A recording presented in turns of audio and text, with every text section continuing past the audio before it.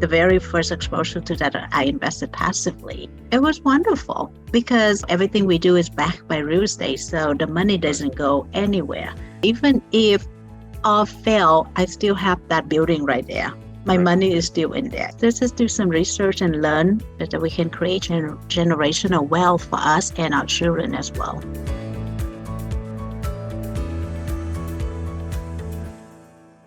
Welcome, everyone, to the Road Less Traveled Show. This is a show about people that were successful in a previous career and left that career to go down a different path. I'm your co-host, Richard Coyne.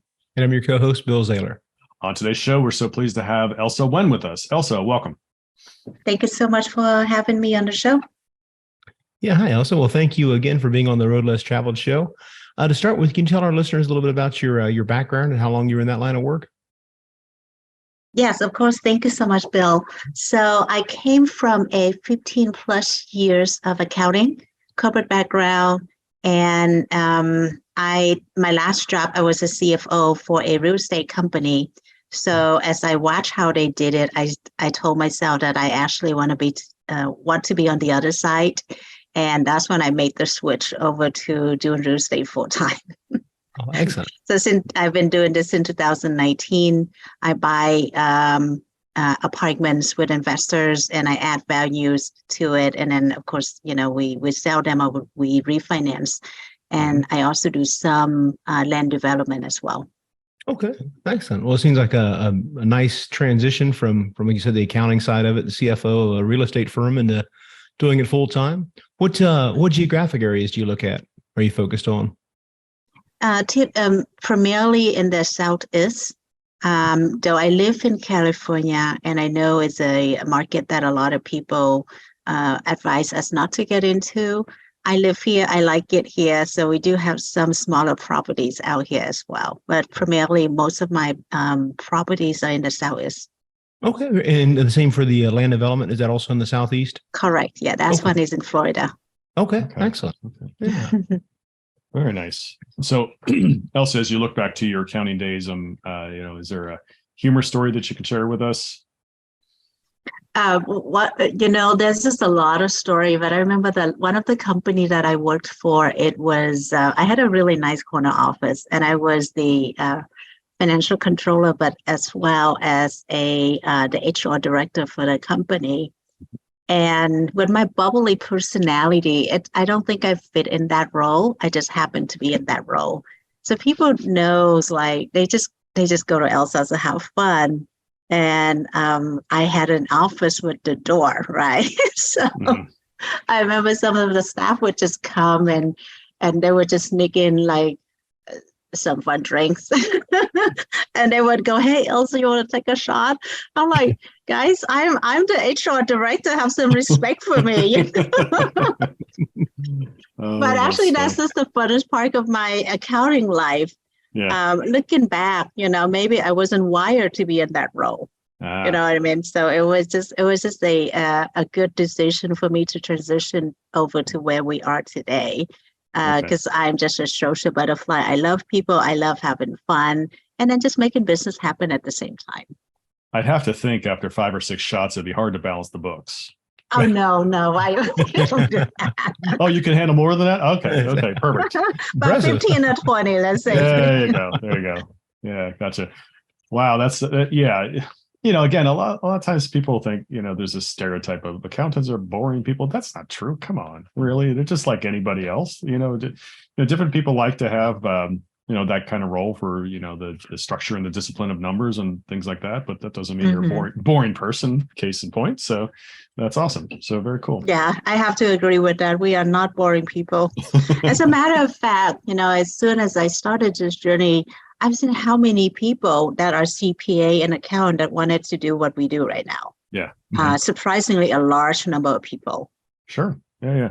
I actually, you probably remember this. You remember this time frame around Sarbanes-Oxley, whenever that first came out. What was that? 15 plus years ago now. I can't remember. I saw a New Yorker magazine cartoon, and if you've ever looked at the New Yorker, they have all kinds of cartoons, little sketches in their magazine, and some of them are pretty clever. And one of them was because of this time frame of what's going on.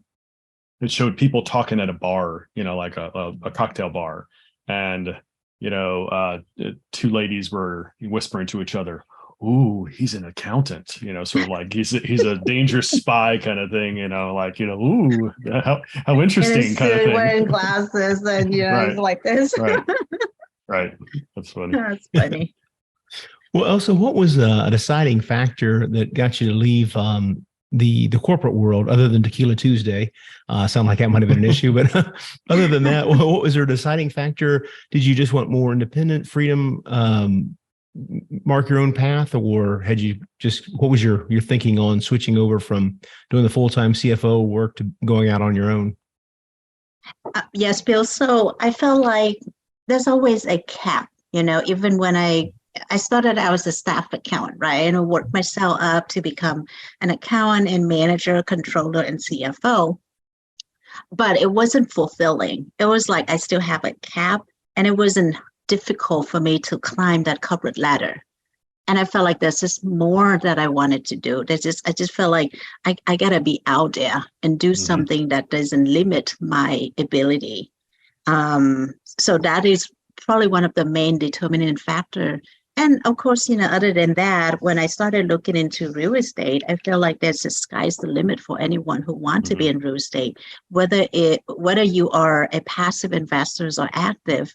In real estate, there are just so much opportunities to create wealth. And I'm not a greedy person, but I love to be wealthy because there's so much that we can do having money. We can help a lot of people. I can buy nice things that I like. There's just so much that we can do. Whereas in a corporate world, there's always that cap above our head, and there's so much that I can do within the corporate, within the corporate wall. Let's put it that way. Yep, that makes sense. Yeah, it's amazing.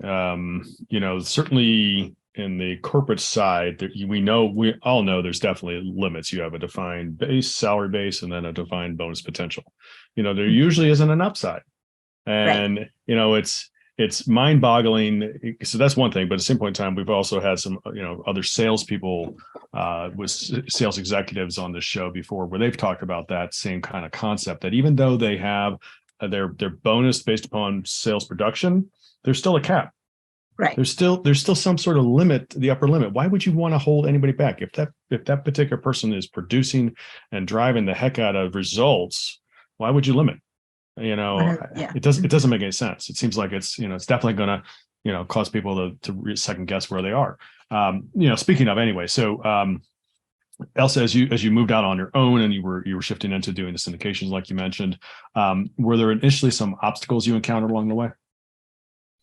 The biggest obstacle, I would say, is just the lack of knowledge, and just like you starting all over again. There is a period of time, and I'm still doing that right now. It's just because the market keep changing, the rate keep changing. There's just things keep on evolve, and I had to evolve myself with that. So the first biggest obstacle was like, how do I become an expert in what I'm doing?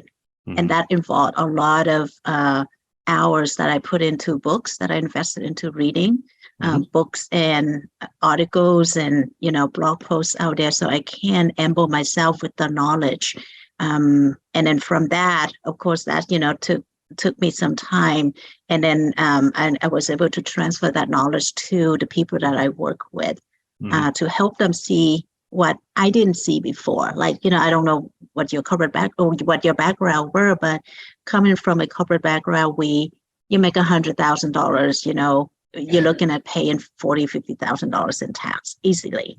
Yeah. And nobody, that's a normal thing. Like, we didn't know what we didn't know. But once you get into real estate, oh my gosh, I don't have to pay the tax. We still do, but there are ways that we can do to lower that tax bracket. Right. So there's just all that information, that knowledge that I've gained from real estate, and every day is something new. Every day is something new in real estate, and that's what I'm a reader. I love to read. I love to know what's going on, and just amazing, like just new things that come up every day in our business. Yeah. I mean, like you said, to me, I've always taken the view that whatever I'm doing, I can always improve it. I can always continue to evolve and do better. Right. And that to me also fits right in hand in glove with the concept of lifelong learning. And,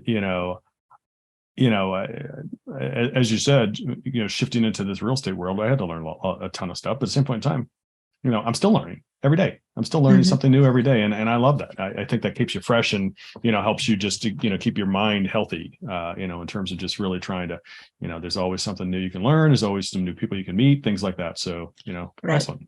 Yeah. Yeah. Well, Elsa, as you transitioned into your new career, what was your first victory that you can think of looking back that solidified the fact that you'd made the right decision and this is definitely something you can do going forward? Mm-hmm. It's just the fact that I was able to, the very first deal that I did, let's just put it this way. Honestly, I didn't know what I was doing when I got into my first GP deal. All I knew was that I had to close the deal in 26 days. I need $4.5 million to close. Wow.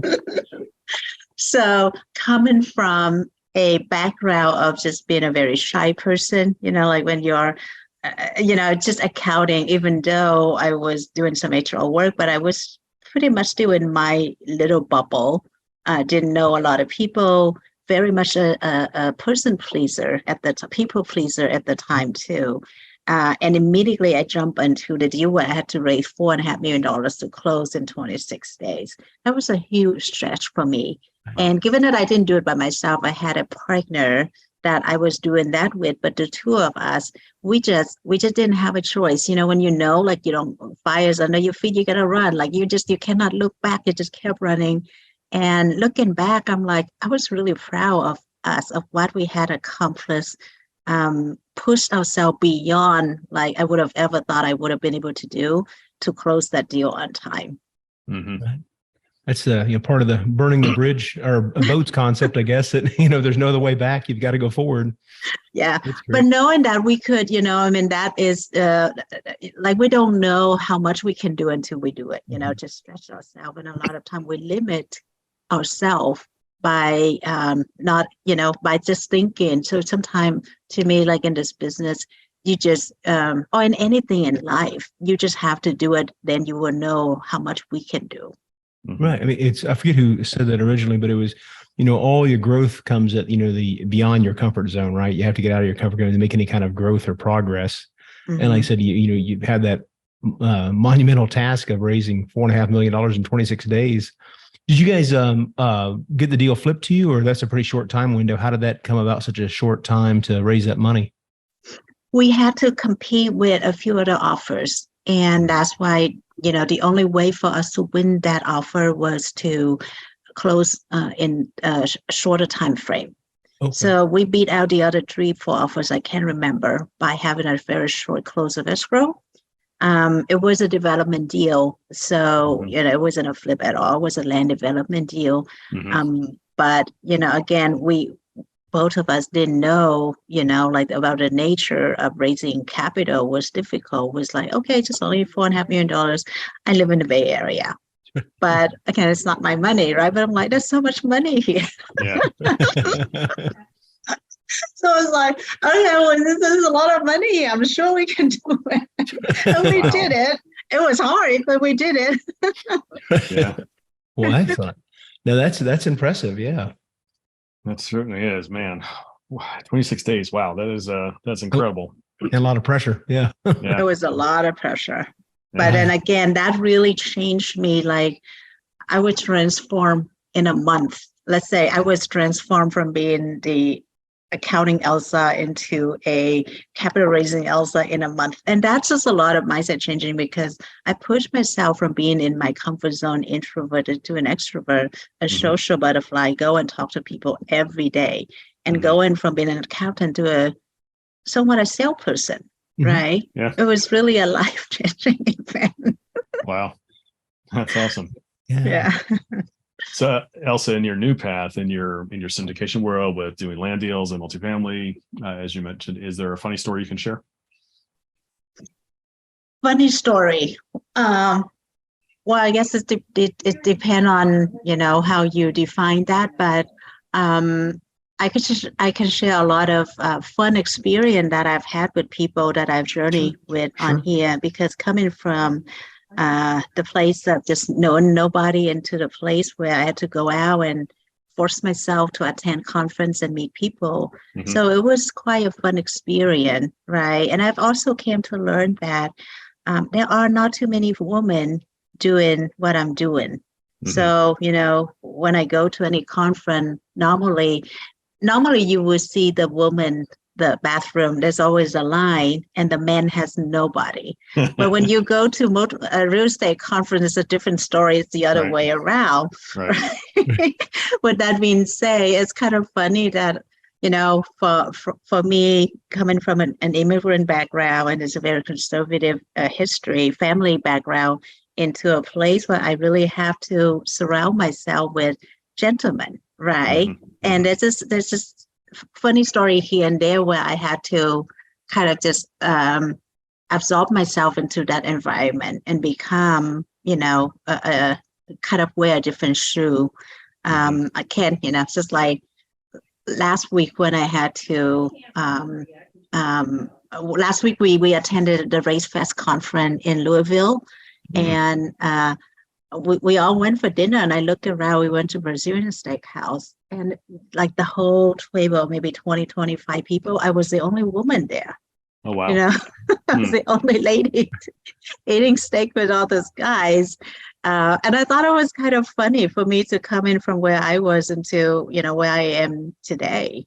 Mm-hmm. And I like it, it's just not that I was the center of attention or anything, but it's just, I enjoy be more of myself and not be afraid. Let's just put it that way. Yeah. Get out of your comfort zone. You never know what you can do until you do it. You got to push yourself. And Yeah. There've been so many of those points in my life where I've pushed myself beyond what I thought I could do, and and it's all turned out well. So nice. Exactly. Yeah. Well, also, where are you today in your journey? So I'm continuing doing what I'm doing right now. We have we'll have a goal for my team to continue to expand our portfolio in both the Southeast states, as well as maybe a couple of properties here in California. And we're also working on a fund right now, so that way, because we all talk about there's the possibilities of properties that like distressed property in the market this year, so we want to be prepared for that. And so for that reason, our team are putting together a fund right now to be prepared for, when those opportunities come up, and we have the fund readily available to pursue those opportunities. Mm-hmm. Right. Definitely think it's a good idea. I think there'll definitely be some changes, obviously, with the interest rates, how much they've, their meteoric rise they've had recently, and, the cap rates are still low. So there's a lot of, I think, price discovery yet to happen in the first, half this year, maybe. Mm-hmm. And also we talked about this too, pricing of caps on the floating debt. A lot of those are coming due, and people to put debt on, a cap at $50,000, 3 years ago, is coming up as $1 million now for the same product. So I think there'd be some people even becoming more, even without the distress, even more realistic on the sale price, without having to go spend another $1 million to get another cap for a couple of years. So I think, to your point, I think there's a lot of opportunity, hopefully ahead here in 2023. Yeah, absolutely. I totally agree with that. Yeah, good. Well, we certainly hope so as well. So Elsa, is there anything you do that perhaps personally or corporately through your company that you can do that you can share, that you do to give back in some way to help others? Absolutely. So that's one of, the why for what I'm doing right now, because I haven't, I came to this country when I was 13. So I'm an immigrant, and where I came from, it was just very, very poor. So I always have the heart for the poor. And, one of the things that we do right now is that I have been sending fund back home just to help the people there. And for every dollar that I send, I can provide 4 meals to people there. So $10,000, I provided 40,000 meals last year for people. Wow. And I want to 10x that this year. So my goal, we started a foundation called the Living Hope Foundation. Mm-hmm. And we want to be able to use that to impact as many lives as possible. And not only in Vietnam, where I came from, but there's also, my partner, Garrison Gilbert, he has a heart for single moms here in this country. Mm-hmm. And he came from Pennsylvania, a town, where it's just very small. And he was raised by a single mom, so he has the heart to help the single moms out there who don't have the means to support their children on their own. So, we'll just touch life wherever that needs to be touched. Awesome. That's great. Great. Yeah. Great goals. Yeah. I was wondering, something you've recently implemented in your business has allowed you to grow and scale. We implemented, that's a really good question. So we implemented our strategies where we streamlined the process of converting prospect, our interests into invested. So what we've done before in the past was that we reach out to friends and family and started to build our social media, but everything we did was just very much authentic, organic, one-on-one relationship. And that takes a lot of time. Not that we don't want to do that, but as you imagine, 5 calls a day with investors, like your day is gone. So what we have learned was to streamline that process by putting together a system in place, like a marketing system where we can continue to grow our presence out there, right? And utilizing social media, but at the same time, we also design a system where we can take those leads into our database and then streamline it with, maybe instead of us hopping on the call initially, we send them a presentation about who we are, what we do, testimonial, so on and so forth, before they book a call with us. So that way we can weed out, because not everyone who like people knows us, people see it, not necessarily this is what they wanted to be involved in. So we kind of just, give them that opportunity to like, okay, this is what we do. And if this is not something for you right now, that's okay. But do you want to know more? Then just jump on a call with us. So that's something that I've been working on maybe the last 3 to 4 months with my partners to streamline that process. And hopefully that will help us to be able to grow our company, even faster. Nice. And I assume some of that, like filtering out along the way, it has helped a lot better, I guess, conversion rate. You have people that are true. They've read the prospectus. They understand what you do and your background. And then when they set up a call, they're much more, I guess, eager to learn exactly and what projects you have going on. Correct. Yeah. And they already know what they get themselves into. So a lot of the questions have already been answered by having them watch that videos. That's great. Yeah. Nice. Yeah, that's a good way to do things. Definitely, continue to improve the hit rate effectively, by having another, a way to provide information and add value to that investor, but at the same point in time, be efficient with your time so that you have a better chance and better likelihood of actually, matching with somebody who really does have funds to invest, near term. So yeah. Right. Nice. Good. Okay. Elsa, what advice would you share with somebody who's considering making a path change? Invest in real estate.